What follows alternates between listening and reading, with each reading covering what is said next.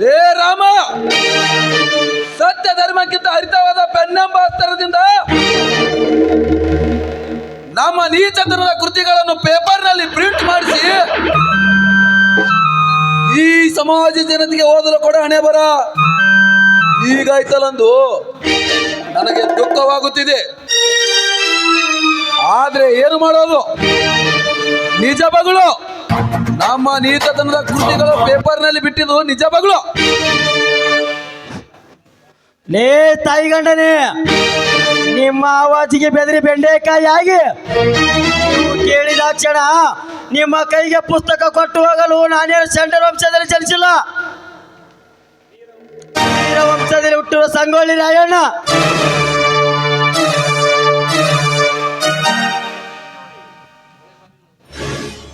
ಒಳೆ ಸಾಲಿನ ಹುಲಿ. ಲೇ ರಾಮ, ಮೂತ್ರಿ ಮಳೆಗೆ ಗುಡುಗಿಸಿದಂತೆ ನನ್ನ ಮುಂದೆ ಗುಂಡಾದವರು ಹೇಳಲು ಹೆಸರೇ ಇಲ್ಲದಂತೆ ಹೋಗಿದ್ದಾರೆ. ಲೇ ರಾಮ, ನನ್ನ ಬಗ್ಗೆ ಬರೆದ ಹೀನಾಯಿಗೆ ಬರೆದ ಪುಸ್ತಕವನ್ನು ನನ್ನ ಕೈಗೆ ಕೊಟ್ಟು ನಿನ್ನ ಸೊಸೆಯ ಮಾನ ಉಳಿಸಿಕೋ. ಇಲ್ಲವಾದರೆ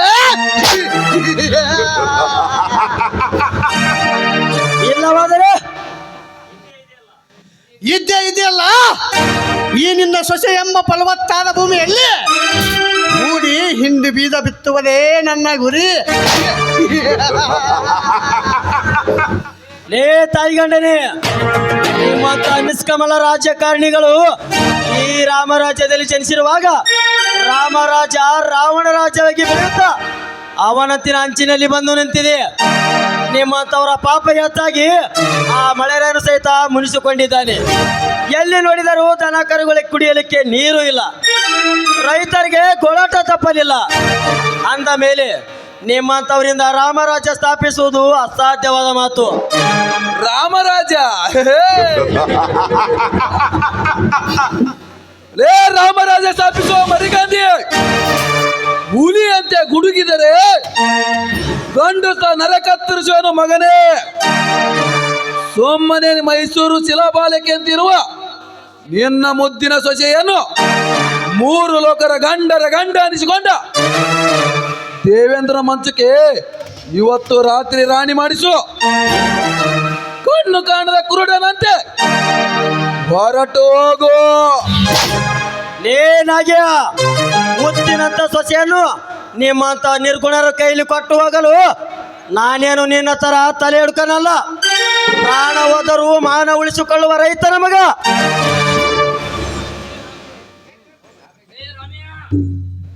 ಲೇ ರಮ್ಯ, ನಾನು ತೀರಿದರೆ ಈ ಲೋಕ ಅಷ್ಟೇ ಅಲ್ಲ, ದೇವಲೋಕ ಸಹಿತವು ಭೂಕಂಪದಂತೆ ನಡಗುತ್ತಿದೆ.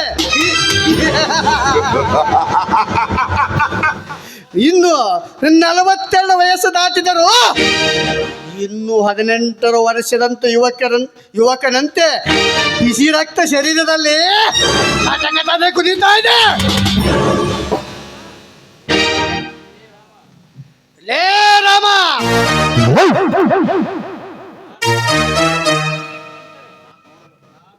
ನಾನು ನೋಡಲು ಸೈಲೆಂಟ್, ಕೆಳಕ್ಕಿಟ್ಟರೆ ಬಹಳ ಡೇಂಜರ್.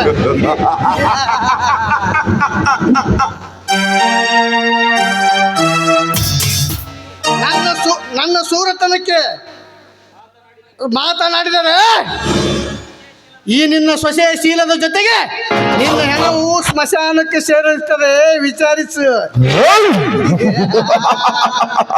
ಮಾವ ನೋಡಿ, ನನ್ನ ಮಾನ ಹಾನಿಯಾದರೂ ಚಿಂತೆ ಇಲ್ಲ ಮಾವ.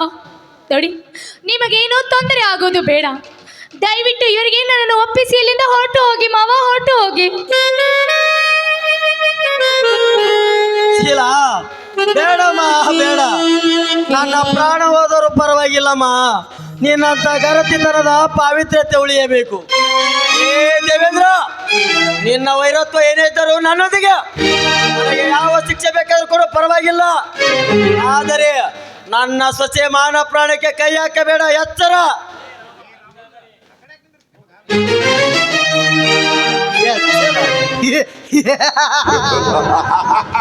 ಏ ರಾಮ, ಈಗಾಗಲೇ ನಿನ್ನ ಹೆಂಡತಿ ಸೀತಳನ್ನು ಕೆರಸಿ ಅವಳಿಗೆ ನರಕದ ದಾರಿ ತೋರಿಸಿದ ವೀರ ನಾನು. ಈಗ ದಿನವಿಡೀ ಈ ಶೀತಳ ಅಂದ ಚಂದ ನೋಡಿ ಸಾಕಾಗಿ ಹೋಗಿದೆ.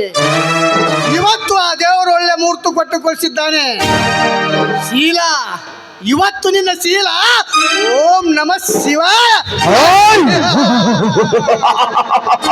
ಏ ದೇವೇಂದ್ರ, ಒಂದು ಹಿಂದೂ ಸಂಸ್ಕೃತ ನಾರಿಮಣಿಯನ್ನು ಮೋಸದಿಂದ ಕರೆದುಕೊಂಡು ಬಂದು ಕಂಬಕ್ಕೆ ಕಟ್ಟಿ ಕೆಂಪು ಮೋತಿಯವರೆಂದೇ ಬಲಾತ್ಕಾರ ಮಾಡಿ ಹೋಗುತ್ತಿರುವಲ್ಲ, ನೀನೇನು ಭಾರತ ಸಂಸ್ಕೃತನ ಮಾನವರಿಗೆ ಹುಟ್ಟಿದೀಯಾ ಅಥವಾ ಬ್ರಿಟಿಷರ ರಕ್ತಕ್ಕೆ ಹುಟ್ಟಿದವನಿರಬೇಕು?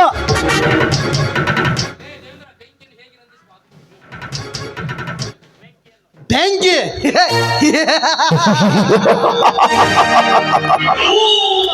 ಬೆಂಕಿಯನ್ನು ಹೇಗೆ ನಂದಿಸುವ ಉಪಾಯ ಈ MLA ಚೆನ್ನಾಗಿ ಗೊತ್ತು. ಶೀಲಾ, ಈ ನಿನ್ನ ದುಂಡದ ಮೇಲೆ ಕಾಮದ ಚಿತ್ರ ಬಿಡಿಸುವುದೇ ನನ್ನ ಉದ್ದೇಶ. ನೋಡಿ, ದಯಮಾಡಿ ನನ್ನನ್ನು ಮುಟ್ಟಬೇಡಿ, ಬಿಟ್ಟು ಬಿಡಿ, ನಿಮ್ಮ ಕೈ ಮುಗಿದು ಕೇಳಿಕೊಳ್ಳುತ್ತೇನೆ.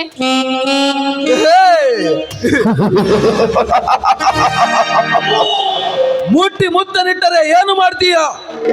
ಏ ಚಿನ್ನದಂತ ಚಿನ್ಕುಳಿ,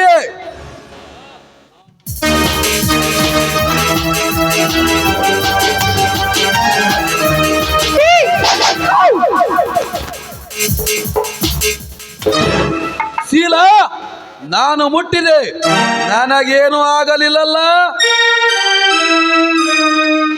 ನಾಗೇಂದ್ರ,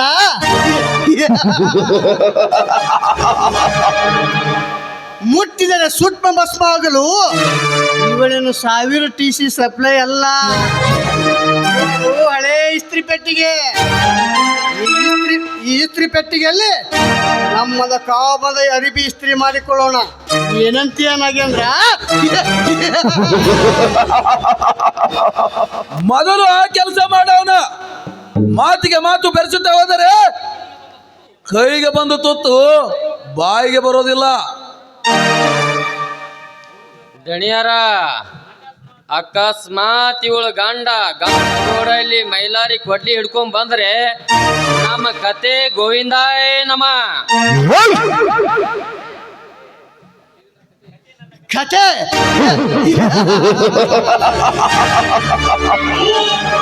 ನನ್ನ ಕತೆ ಮುಗಿಸಲು ಬಂದ ಕಥಾ ನಾಯಕರ ಮಣ್ಣೆ ಸೇರಿರುವಾಗ ಮೈಲಾರಿ ಅಂತ ನೂರಾರು ಸೂರ ಬಂದರು ಒಂದು ಕೂಗಲು ಸಹಿತ ಕಿತ್ಕೊಳ್ಳೋಕ್ಕಾಗೋದಿಲ್ಲ.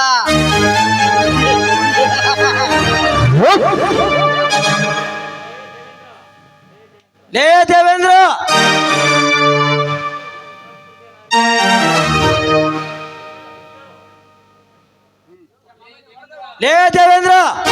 ನನ್ನ ಸೊಸೆ ಬೆಂಕಿಯ ಕೆಂಡದಂತೆ ಅಪ್ಪಿ ತಪ್ಪಿ ಮುಟ್ಟಲು ಹೋದರೆ ಸುಟ್ಟು ಭಸ್ಮ ಆಗುತ್ತೀಯ, ತಿಳಿದುಕೋ.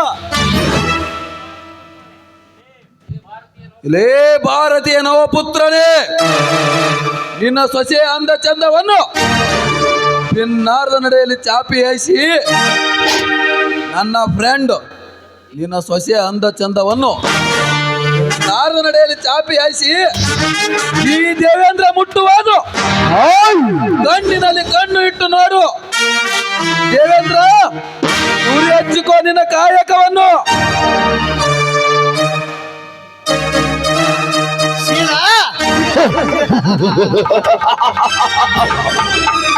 ಇವತ್ತು ನಿನ್ನ ಆಕಾರ ತಪ್ಪಿದ ಚಿತ್ರಣವಾಗುವುದು.